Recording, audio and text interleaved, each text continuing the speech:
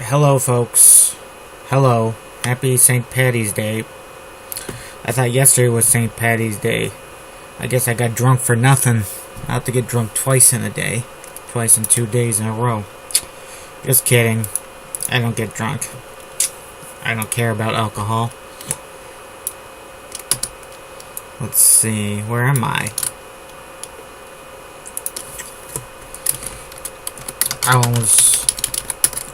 Ireland was pretty sure the Jade authorities would censor any talk of this raid by the survivors.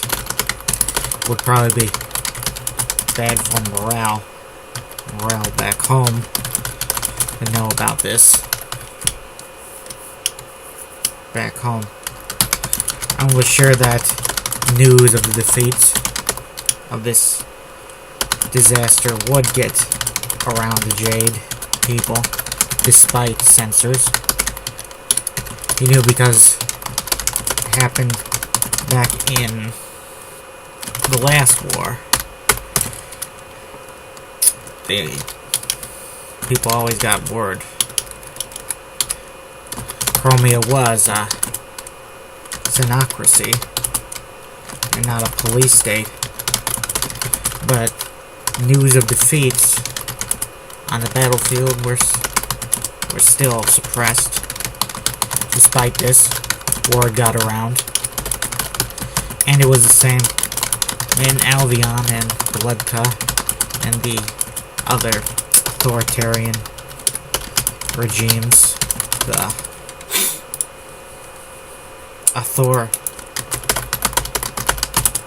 That means dictatorship, basically. Dictatorial? Dictatorial, yeah. I knew what it meant. I was just saying that for you guys, because, I don't want you to think I'm a simpleton who doesn't know what authoritarian means. See, the same in Albion and Bledka and the other authoritarian regimes. Their secret police couldn't keep a lid on defeat. So how would the Jade press was probably loaded with stories of Jade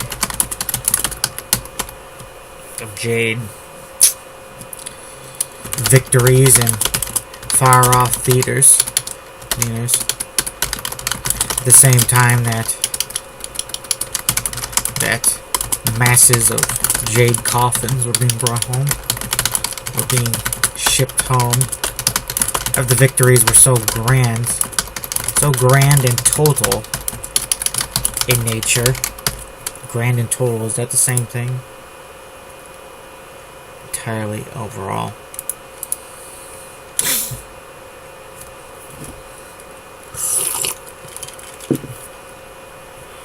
The victories were so grand and total in nature.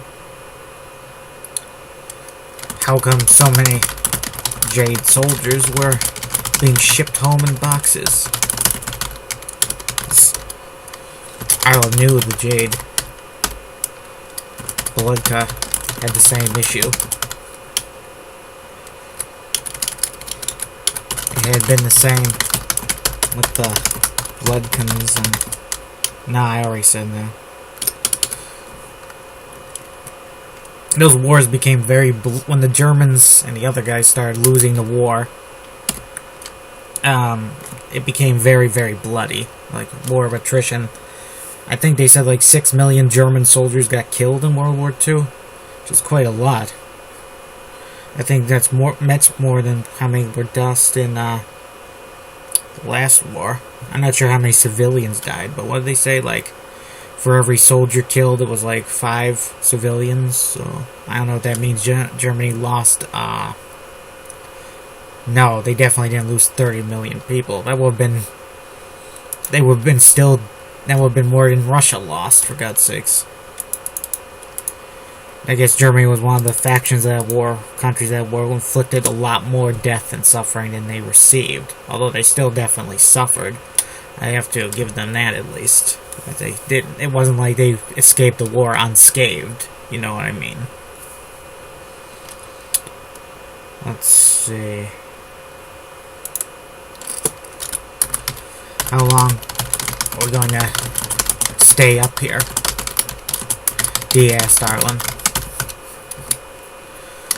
Well, when the fight moves up, so will we, Arlen replied. Arlen, the fight moved up beyond the building, quicker than Arlen expected. Barely a few minutes later, Arlen was down on the ground level again, walking past dead Jade soldiers. Some of them in stacks. There was enough room on the docks for most of the dead to have some space. The Jade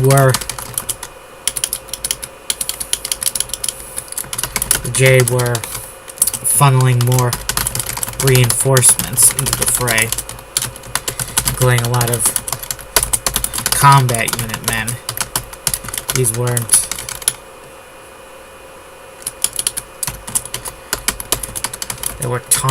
they were taunting fellows. Alan heard the familiar taunts of the Jade soldier. He didn't know the Jade language that well. He was far from fluent, but he still understood a few phrases. The Emperor demands that you die for him. One yelled to Arlen before tossing a grenade his way. Arlen heard that phrase a good million or so times during this war. He even heard it back in the war with the Volgans, when the Jade were on their side. Back then, Alan had a lot of admiration for the Jade fighting spirit. These days, he wasn't too fond of their stubbornness in battle. Arlen dodged that grenade right by hiding behind some crates. After it went off, he went back around the corner and sprayed the Jade at their cover, managing to knock one fellow into the open. He staggered out, back to Arlen. Arlen spun him back around with another volley of gunfire, and he spun back to face Arlen.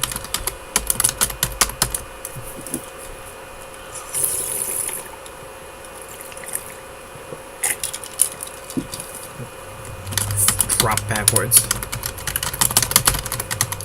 Another Jade went down, less dramatically, taking a burst through the face.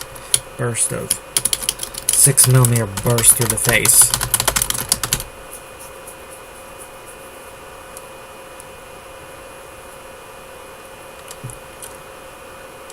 Or about 5 meters off.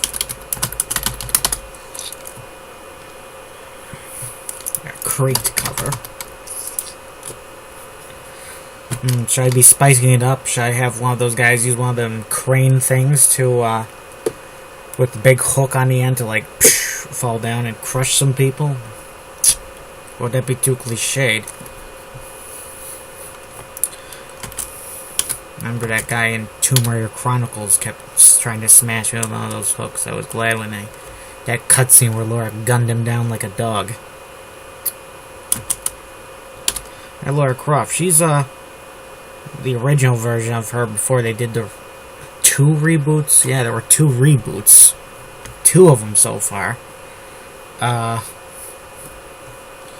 she was very ruthless in the original series. She gunned down like 1,000 guys in the second game. In the third game, she killed security guards, all kinds of stuff. I don't know if I'd want a protagonist that ruthless. That'd be more like an anti-hero or something. I prefer my heroes to be a bit more like my friend here, where he's like, you know, he'll kill people, but he's not bloodthirsty. Let's see. More mortar strikes. As Ireland reloaded. Another massive mortar strikes. From another mortar strike. Let's see. Strikes, more of them.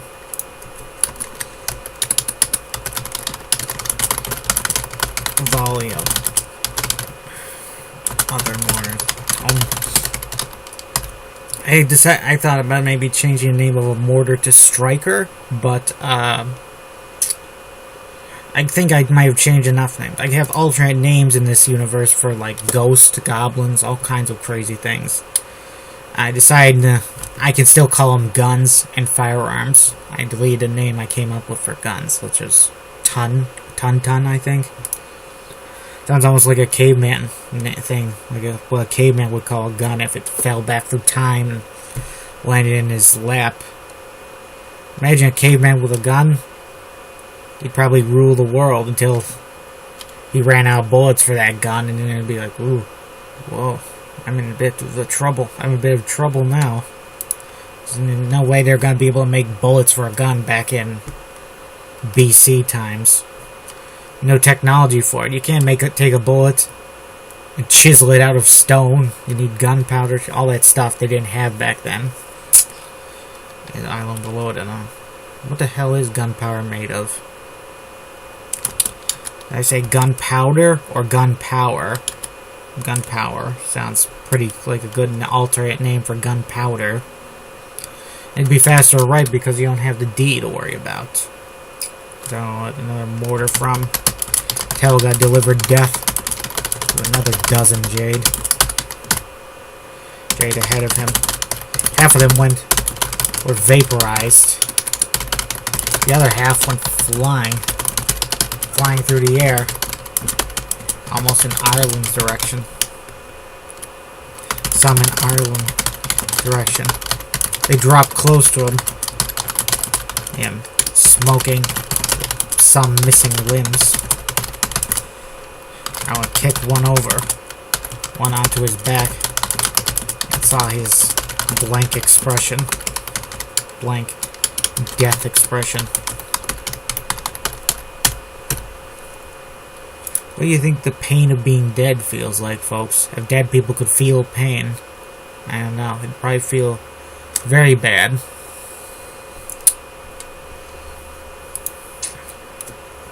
Another enemy jeep. I mean, you get all these aches and pains while you're alive. Imagine being what rigor mortis feels like.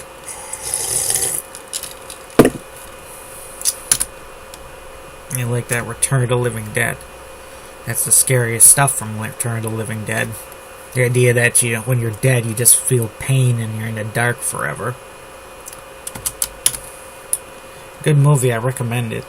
Return of the Living Dead. The sequels the first two are alright too. I really like the makeup on the zombies from the second one. They really look like people who've risen from the grave.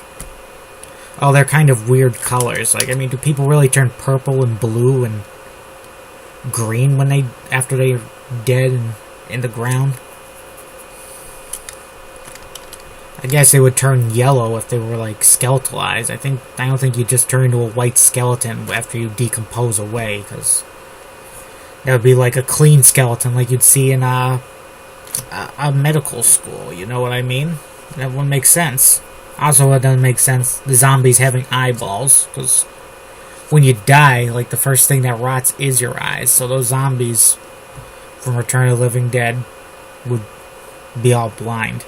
I almost said realistically, like it's realistic that dead people who have been dead for years or centuries would be able to just wake up and crawl out of their graves.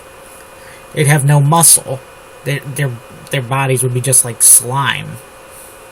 There'd be nothing. They'd fall apart, probably. Like in some comedic zombie movie. And that movie had literally skeletons going around attacking people, so, you know, it's... Anybody suggests realism. That's why when you make that's when you make graveyard zombies, you should probably have them be supernatural, because... If it's supernatural, you don't have to explain shit. Yeah. No explanation necessary. It's a supernatural. It's above nature. It defies physics. It defies everything. Everything logical. Let's see. Before the smoke cleared from the mortars, some enemy jeep drove up with another MG on the back. This time with an armor suit welding it. Fellow sprayed vigorously back and forth and then dove for cover. Oh, for cover. 2 RPG rockets went flying at the jeep, both missing and crashing into crates and machinery behind it. The gunner reacted. The gunner seemed to wince. Like some piece of that metal might have bounced back and got him about the backside. He ended up killed moments later by a mortar that took the jeep out. Jeep went flying through the air, spinning actually, like it weighed nothing, and landed on its top down. The bodies inside had been thrown clear by them. Maybe they were vaporized by the blast. Ireland wasn't sure. 2 big armored trucks pulled up next, right in the open. Even though there was a big wall of crates, they could have parked behind, so the troops at the back would have disembarked into cover. The troops didn't get far, and not because gunfire found them. 2 RPG rockets crashed into each truck and blew them up. The canvas backs, the front and the canvas backs back of each truck was consumed in flames. The occupants were thrown out into the open. Some writhing, most dead. If any survived, they were finished off quickly by small arms fire. Move up! Some guerrilla captain yelled.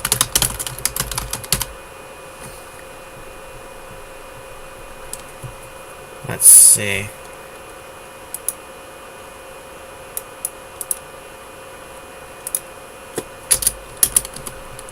Some other guerrilla captain came up to Ireland, who was known, easy to identify among the... up to Ireland. For a moment, I wondered why. He had a grim look on his face. It's clear there was he had some bad news. I immediately thought of Telga. Had she been killed? If she was, then her ghost or someone else was using her mortar More shells were falling in the distance. Sounded like some vehicle loaded up with gas. Gas went up. A big boom. It was accompanied by hideous screams from some Jade.